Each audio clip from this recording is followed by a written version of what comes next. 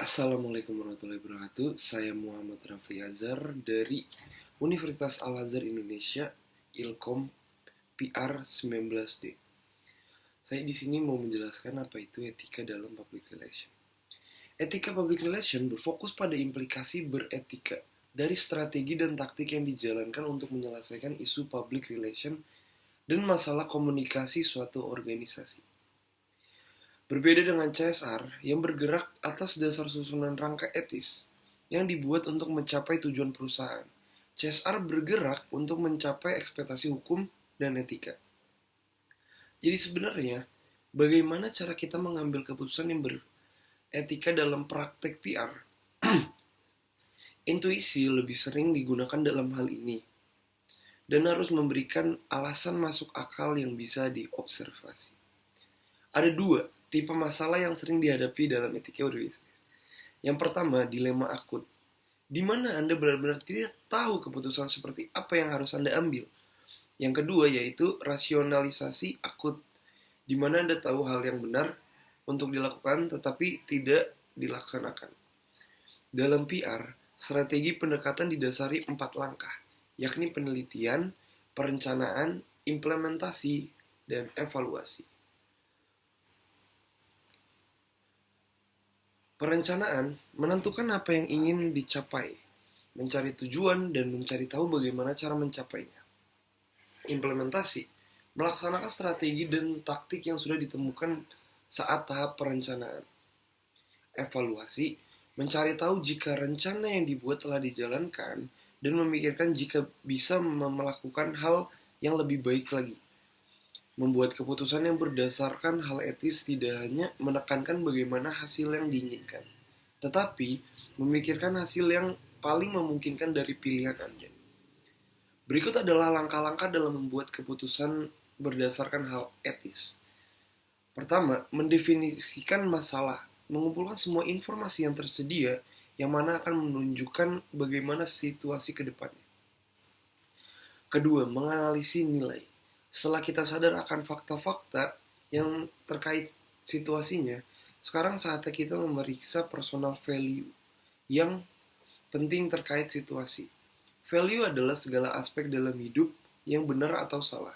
Jika Anda ingin menghargai uang daripada kejujuran, dan keadilan uanglah yang akan menentukan bagaimana Anda mengambil keputusan. Value itu juga berubah-ubah seiring berjalannya waktu dan bertambahnya pengalaman hidup. Value ini juga tidak hanya tergantung personal value, tetapi professional value. 3. Pengaplikasikan prinsip. Prinsip di sini maksudnya keputusan berdasarkan moral. 4. Penggambaran loyalitas. Apakah Anda perusahaan, karyawan, masyarakat, atau diri sendiri? Loyalitas terpenting umumnya untuk situasi loyalitas profesi, entah terhadap pemimpin perusahaan ataupun klien. Akan ada situasi di mana bisa saja Anda membahayakan masyarakat.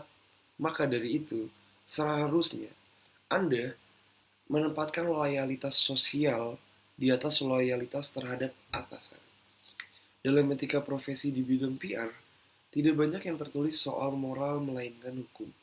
Sebagai seorang ahli di bidang PR, harus bisa menyadari masalah etika yang bisa saja ditemui ketika berbisnis dan mengerti bagaimana harus bersikap.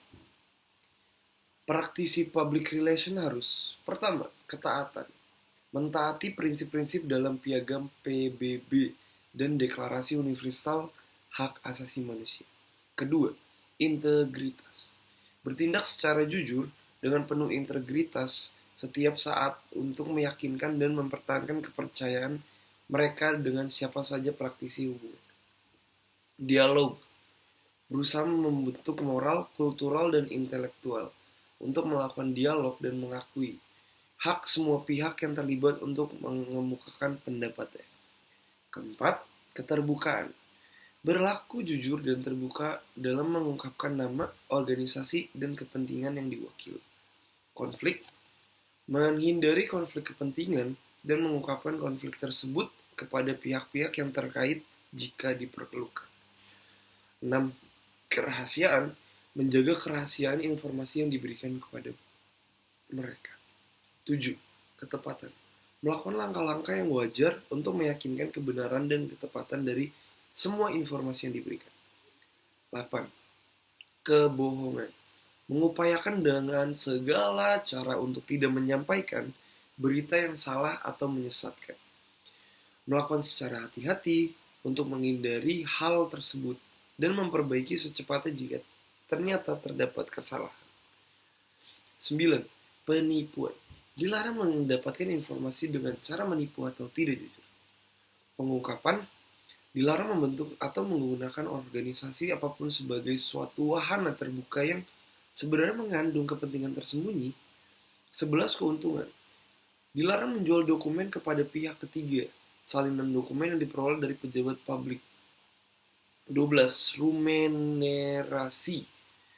Dalam bentuk memberikan jasa profesional, dilarang menerima imbalan dalam bentuk apapun yang berkait dengan jasa dari seseorang selain dari pihak yang terkait. 13. Pembujukan. Dilarang baik secara langsung atau tidak langsung menawarkan atau memberikan imbalan dalam bentuk uang atau yang lain kepada pejabat pemerintah atau media atau pihak lain yang berkepentingan. 14. Pengaruh. Dilarang menawarkan atau melakukan tindakan yang bertentangan dengan hukum untuk hal yang dapat mempengaruhi pejabat publik, media dan pihak lain yang berkepentingan. 15. Persaingan. Dilarang melakukan hal-hal yang secara sengaja untuk merusak reputasi praktisi yang lain. 16. Pemburuan. Dilarang mengambil klien dari praktisi lain dengan cara-cara yang tidak jujur. 17. Pekerjaan. Ketika mempekerjakan seseorang dari pejabat publik atau pesaing perlu memperhatikan aturan dan kerahasiaan yang disyaratkan oleh organisasi tersebut. 18. Rekan sejawat. Mengamati kode etik ini dengan sikap hormat terhadap anggota IPRA dan praktisi publik relation di seluruh dunia. Sekian dari saya, Muhammad Raffi Azhar. Kurang lebihnya mohon maaf. Wabillahi taufiq wal hidayah. Wassalamualaikum warahmatullahi wabarakatuh.